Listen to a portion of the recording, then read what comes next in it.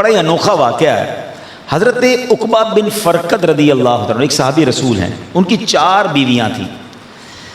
چاروں بیویاں دیکھتی کہ حضرت عقبہ جو ہے وہ بہت خوبصورت خوشبو لگاتے ہیں, بڑی پیاری اسمیل آتی ہے آپ کے اندر سے. اچھا عرب کے لوگ آپ کو پتہ ہے کہ خوشبو بہت لگاتے ہیں, تو وہ چاروں بیویاں بھی حضرت عقبہ کے لیے طرح طرح کی خوشبو لگاتی. عورت کی خوشبو لگانے کا مسئلہ یہ ہے کہ عورت زینت کے لیے باہر کے لوگوں کے لیے خوشبو نہیں لگا سکتی, اپنے شوہر کے لیے اپنے گھر میں خوشبو لگا سکتی اور لگانا بھی چاہیے. تو کہتی وہ چاروں خوشبو لگاتی, اور لیکن وہ کہتی کہ حضرت عقبہ کی خوشبو ہم سے اچھی ہے.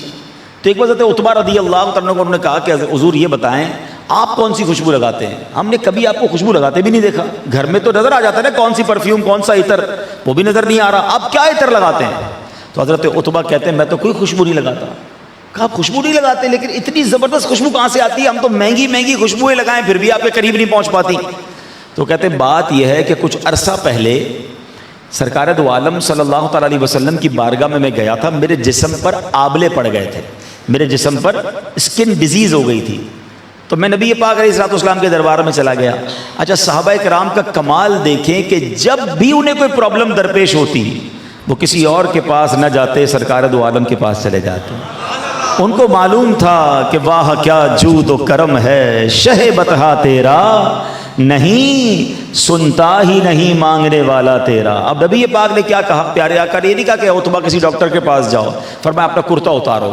کہتے میں نے کرتا اتارا, پیارے آقا علیہ الصلوۃ والسلام نے اپنا لعاب دہن تھوک مبارک نکالا, میرے جسم پر ملنا شروع کر دیا. کہتے ہیں وہ دن ہے, آج کا دن ہے, جسم کی بیماریاں بھی دور ہو گئیں اور میرے جسم سے جو خوشبو آتی ہے وہ اسی لعاب دہن کا صدقہ ہے. اللہ یا رسول. اچھا اب ذرا غور کیجئے, یہ نبی پاک کے لعاب دہن کا کمال ہے. اور یہ ایک بار نہیں ہوا. میں آج آپ کو پیارے آقا علیہ الصلوۃ والسلام کے 2 اوصاف پر بات کروں گا کہ نبی پاک کے حسن و جمال پر بات تو بہت کی جاتی ہے. پیارے آقا کی مبارک آنکھیں, زلفیں, چہرہ انور, ہاتھ مبارک ہیں, لب مبارک, دانت مبارک, اتنے حسین.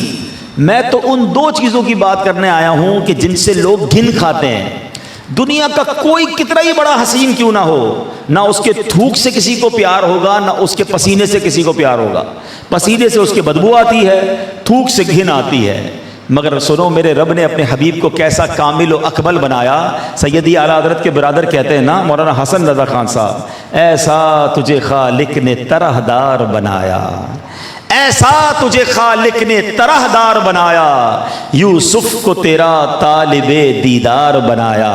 کونین بنائے گئے سرکار کی خاطر, کونین کی خاطر تمہیں سرکار بنایا. تو نبی پاک کو رب نے ایسا حسین و اکمل اور کامل بنایا کہ آپ کے لعاب دہن میں شفا رکھی. سبحان اللہ. آپ وہ واقعہ یاد ہوگا کہ غزوہ احد کا موقع ہے, حضرت ابو قتادہ کی ایک آنکھ باہر آ گئی ہے. ارے کسی کی آنکھ میں تیر لگ جائے, آنکھ نکل جائے, بتاؤ تو صحیح تکلیف کا عالم کیا ہوگا. مگر سرکار دو عالم علیہ السلام کی بارگاہ میں وہ صحابی آتے ہیں, کسی ڈاکٹر کے پاس نہیں جاتے, کہتے حضور آنکھ باہر آ گئی ہے. نبی پاک نے لعاب دہن لگایا, آنکھ واپس لگائی, اللہ سے دعا کی. اللہ اکبر. راوی لکھتے ہیں کہ حضرت ابو قتادہ کہتے ہیں جب سے نبی پاک نے آنکھ واپس لگائی ہے میری پہلی آنکھ سے زیادہ یہ آنکھ روشن ہو گئی ہے, زیادہ اچھا دیکھنے لگ گئی ہے. اللہ اکبر. رب نے کیسے کمالات سے اپنے حبیب کو نوازا. ایسا لعاب مبارک ہے کہ مدینے سے دور دور سے لوگ آتے, کہتے حضور کنواں کھودا, بڑی محنت کی, پانی نکالا, مگر حضور پانی کھارا نکل آیا ہے. یا رسول اللہ کرم کیجئے, مجھے بتاؤ تو صحیح یہ صحابہ کا ایمان کیسا تھا کہ جو چاہیے در مصطفیٰ پر آتے تھے. سرور کائنات علیہ الصلوۃ والسلام یا تو کنویں پر تشریف لے جاتے, وہاں جا کر کلی فرماتے, یا کہتے برتن لے آؤ, برتن میں میرے آقا کلی فرماتے, وہ پانی جا کر کھاری کنویں میں ڈالا جاتا, وہ کھاری کنواں میٹھا ہو جایا کرتا. یہ بات ہوئی لعاب دہن کی. اب آؤ پسینے کی بات کرتے ہیں. آئے ہائے ہائے پسینہ. اچھا میں اور آپ پتہ ہے خوشبو کیوں لگاتے ہیں؟ ہم خوشبو لگاتے ہی اسی لیے ہیں کہ ہمارے پسینے کی بدبو سے دوسروں کو تکلیف نہ ہو. اس لیے تو ہم باڈی اسپرے کرتے ہیں, ڈیوڈرنٹ لگاتے ہیں, عطر لگاتے ہیں. وجہ ایک ہی ہے کہ ہمارے جب پسینہ نکلتا ہے تو بدبو ہو جاتی ہے. ہم ایسے انسان ہیں. لوگ کہتے ہیں نبی پاک ہمارے جیسے ہیں. ایسا پسینہ تو لا کر دکھاؤ. میرے آقا کا پسینہ کیسا ہے؟ آج بھی کسی عاشق کو مدینے لے جاؤ, ہاں آنکھوں پہ بے شک پٹی باندھ دو، ناک وائرس والی نہیں ہونی چاہیے. اگر عشق رسول والی ناک ہے نا، پتہ ہے نا وائرس آیا تھا ایک بار، سونگنے کی صلاحیت بھی ختم ہو گئی تھی، چکھنے کی بھی صلاحیت کووڈ میں ہو گئی تھی. ہاں ایک بے ادبی کا وائرس ہے، وہ ناک میں ہے تو خوشبو نہیں آتی مدینے میں. لیکن اگر عشق رسول والی ناک ہے نا، آنکھوں پہ پٹی باندھ دو، وہ عاشق جا کر بتا دے گا کہ مدینہ آ چکا ہے. کیوں؟ عرصہ ہوا طیبہ کی گلیوں سے وہ گزرے ہیں، عرصہ ہوا طیبہ کی گلیوں سے وہ گزرے ہیں، اس وقت بھی گلیوں میں خوشبو ہے پسینے کی. آج بھی گلیاں مہک رہی ہیں. اچھا اس زمانے میں کیسی خوشبو تھی پتہ ہے؟ صحابہ کرام کسی سے پوچھتے نہیں تھے نبی پاک کہاں گئے ہیں، وہ سڑک کے کنارے آ کر خوشبو سونگھتے تھے، خوشبو بتاتی تھی کہ آقا گزر کر گئے ہیں. اعلیٰ حضرت کہتے ہیں نا، انبر زمین ابیر ہوا مشک تر غبار، ادنا سی یہ شناخت تیری رہ گزر کی ہے. کیا مہکتے ہیں مہکنے والے، بو پہ چلتے ہیں بھٹکنے والے. آقا کو تلاش کرنا ہوتا تو نبی پاک کی پسینے کی خوشبو بتا دیا کرتی. مدینہ منورہ میں ایک گھر تھا، ایک صحابی رسول تھے، پیارے آقا کی بارگاہ میں آئے، آ کر عرض کرتے حضور بچی کی شادی ہے، عطر کی ضرورت ہے. ٹھیک ہے. اب کمال دیکھیں، عرب کے لوگ بڑی عطر لگاتے ہیں. جو مکے مدینے گئے انہوں نے دیکھا ہے بڑی زبردست وہاں عطر کی دکانیں ہیں اور لبان جل رہے ہوتے ہیں، بندہ قریب سے گزرے تو طبیعت خوش ہو جاتی ہے. بڑے مہنگے عطر، اس زمانے سے بھی یہ شوق، خود نبی پاک علیہ الصلوۃ والسلام کی طبیعت مبارک میں بھی عطر کا بہت زیادہ استعمال تھا. صحابی آئے کہتے ہیں حضور بچی کی شادی ہے، عطر کی ضرورت ہے. نبی پاک نے فرمایا کل آنا اور کھلے منہ والی شیشی لے کر آنا اور ایک ساتھ لکڑی کا ٹکڑا بھی لے آنا. وہ صحابی دوسرے دن گئے، بڑے منہ شیشے کے بڑے منہ والی شیشی لے گئے اور لکڑی کا ٹکڑا بھی لے گئے. نبی پاک علیہ الصلوۃ والسلام نے انہی صحابی کے سامنے اپنے مبارک ہاتھوں سے پسینہ نکالنا شروع کیا. کمال دیکھیں، مانگا کیا ہے؟ عطر مانگا ہے، عطا کیا فرما رہے ہیں؟ پسینہ عطا فرما رہے ہیں. اچھا صحابی کا ایمان دیکھو، اعتراض بھی نہیں کر رہے کہ حضور میں نے عطر مانگا ہے، بچی کی شادی ہے. پیارے آقا نے اپنا پسینہ مبارک نکالا اور اس شیشی میں بھرنا شروع کر دیا. اچھا نبی پاک علیہ الصلوۃ والسلام کی بارگاہ میں پسینہ مبارک حاضری بھی بہت دیا کرتا تھا، یہ بھی یاد رہے. ہاں پسینہ مبارک کی کثرت تھی. تو بہرحال آپ نے پسینہ مبارک عطا فرما دیا، کہا اپنی بچی سے جا کر کہو کہ اس کو استعمال کرے. والد بھی کمال کے اور بیٹی بھی کمال کی. آج کی دلہن کے تو نخرے ہی ختم نہیں ہوتے. ابا جان کو لسٹ پکڑا دیتی ہیں، یہ سارا سامان چاہیے، نہیں لائیں تو میں ناراض ہو جاؤں گی. ابا پہ پریشر. والد صاحب نے کہا نبی پاک نے اپنا پسینہ دیا ہے، کیسی سعادت مند صحابیہ ہیں. انہوں نے وہ عطر لگانا شروع کر دیا، وہ پسینہ لگانا شروع کیا. میں اور آپ عطر کی دکان پر جاتے تو کیا کہتے ہیں یار ذرا ایسی خوشبو دو کمرہ مہک جائے، تھوڑی لانگ لاسٹنگ ہو، ذرا زیادہ عرصہ چلے. آپ کو پتہ ہے کتنی خوشبو مہکی؟ علماء بیٹھے ہیں، حدیث کی کتابوں کے الفاظ ہیں، وہ گھر مدینہ منورہ میں بیت المطیبین، خوشبوؤں والے گھر کے نام سے مشہور ہو گیا. یعنی وہ گھر پورا کا پورا مہکنے لگا. کیوں؟ کہ میرے آقا کا پسینہ اس دلہن نے استعمال کیا تھا.